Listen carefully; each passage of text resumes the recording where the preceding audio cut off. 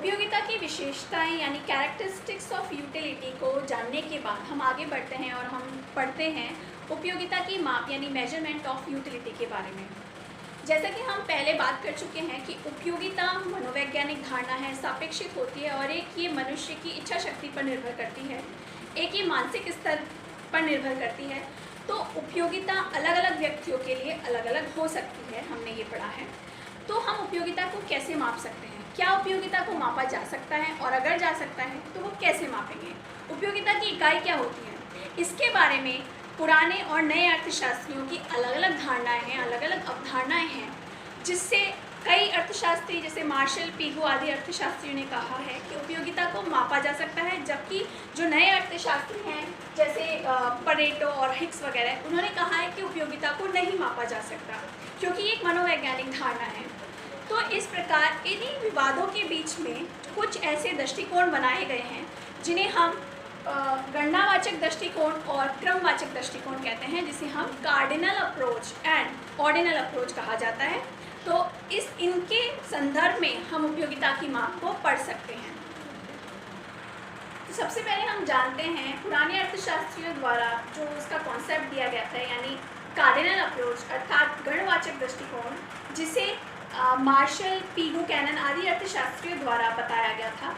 इस कॉन्सेप्ट या इस अवधारणा के अनुसार उपयोगिता को मापा जा सकता है। मार्शल और पीगू आदि ने कहा है कि उपयोगिता को उस मुद्रा की मात्रा के रूप में मापा जा सकता है जिसे एक व्यक्ति किसी वस्तु की उपयोगिता प्राप्त करने के लिए खर्च करने को तैयार रहता है।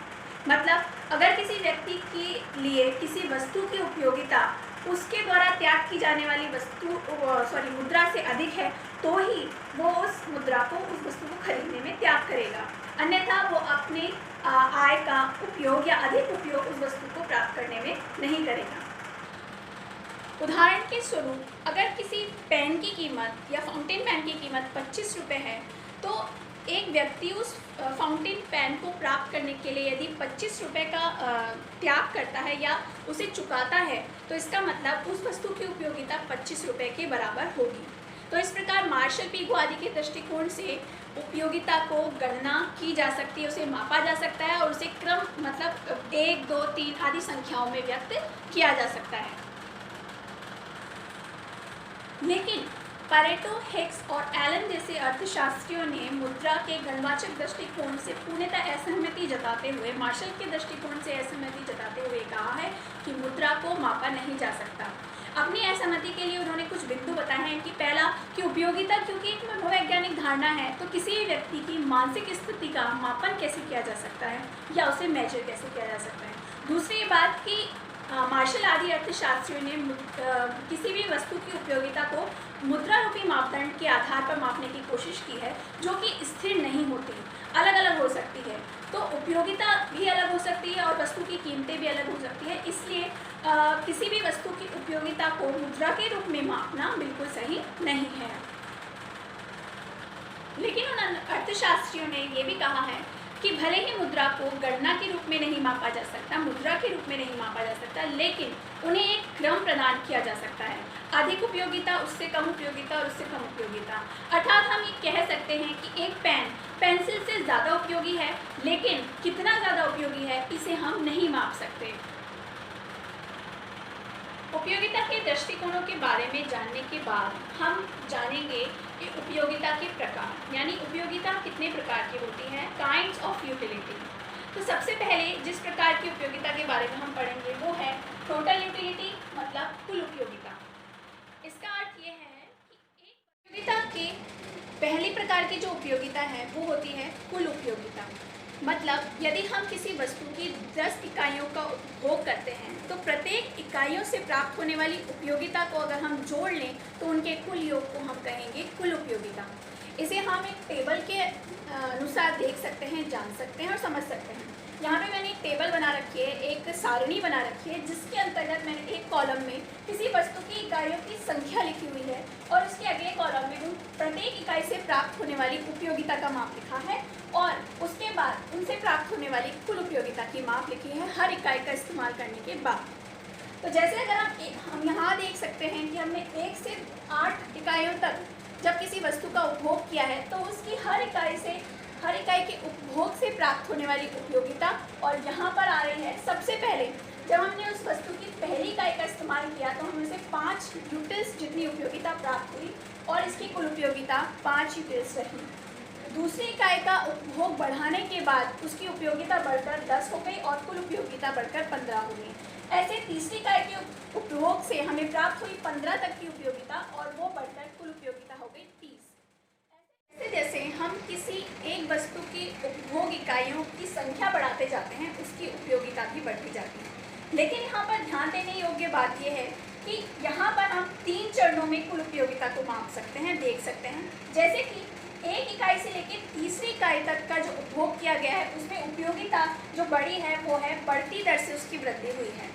लेकिन 3 इकाइयों का उपभोग करने के बाद उपभोक्ता को थोड़ी संतुष्टि प्राप्त होने लगी, इसलिए उस वस्तु की उपयोगिता निश्चित रूप से उसके लिए कम होने लगी, यानी डेफिनेटली जो यूटिलिटी है वो डिक्लाइन होने लगी है।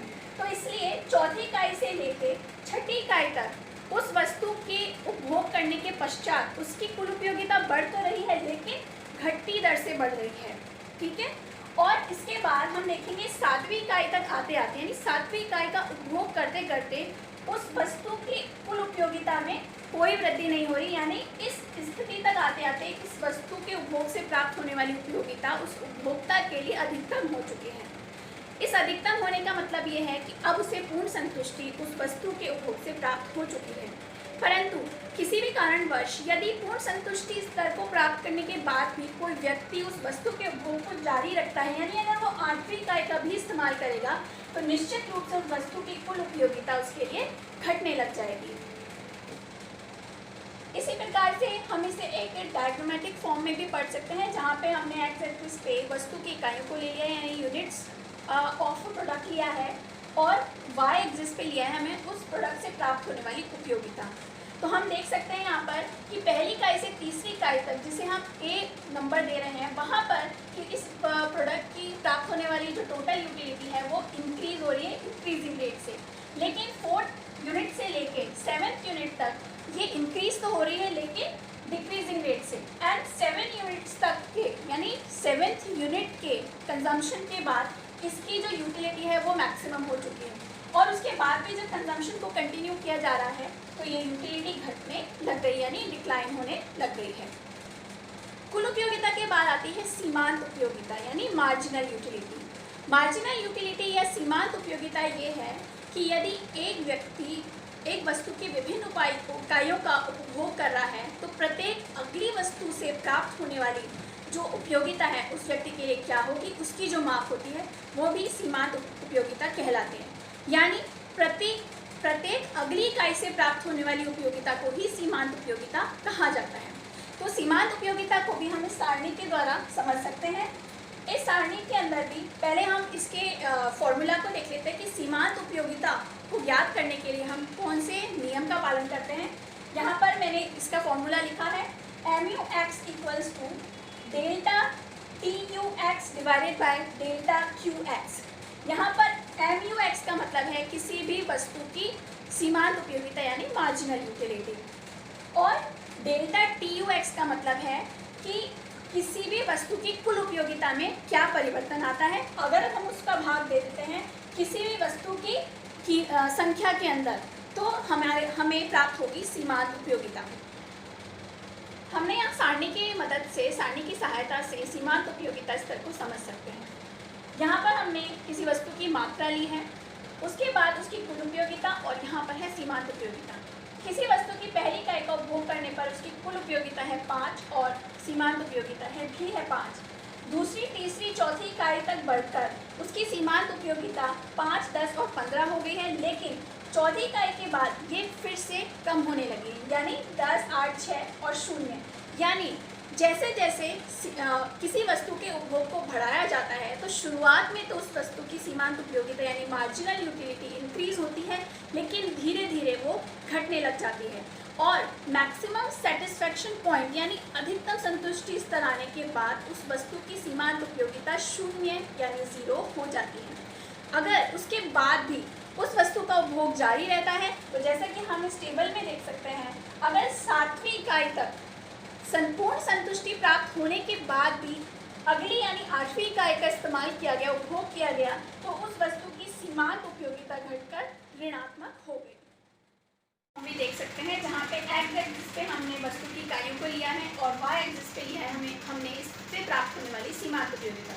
तो हम देख सकते हैं कि शुरुआत में सीमांत उपयोगिता बढ़ रही है, जहाँ पर जो कुल उपयोगिता है वो बढ़ती हुई दर से बढ़ रही है।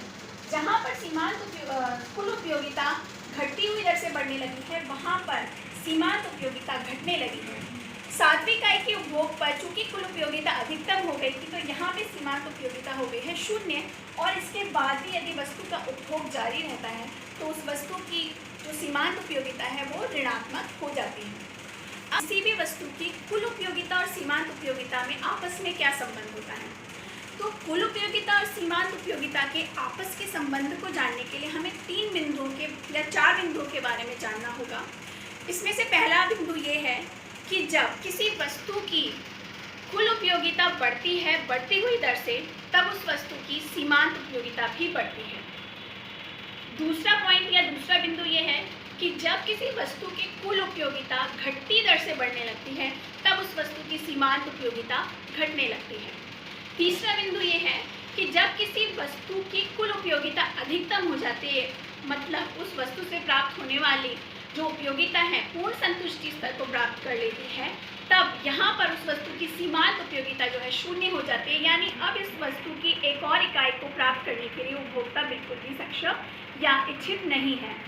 लेकिन इसके पश्चात यदि कुल उपयोगिता और ज़्यादा, अगर किसी वस्तु की और ज़्यादा इकाइयों का उपभोग किया जाता है पूर्ण संतुष्टि स्तर के बाद भी, तो उस वस्तु की कुल उपयोगिता घटने लग जाती है और सीमांत उपयोगिता ऋणात्मक हो जाती है। तो इस प्रकार से हमने आज की क्लास के अंदर पढ़ा कि उपयोगिता क्या होती है, उसकी विशेषता क्या है, उपयोगिता को कैसे मापा जा सकता है और उपयोगिता के प्रकार क्या हैं, और कुल उपयोगिता और सीमांत उपयोगिता का आपस में क्या संबंध है। अगर इस टॉपिक से या इन चीज़ों से संबंधित आपको कोई भी क्वेश्चन हो तो आप कमेंट में पूछ सकते हैं।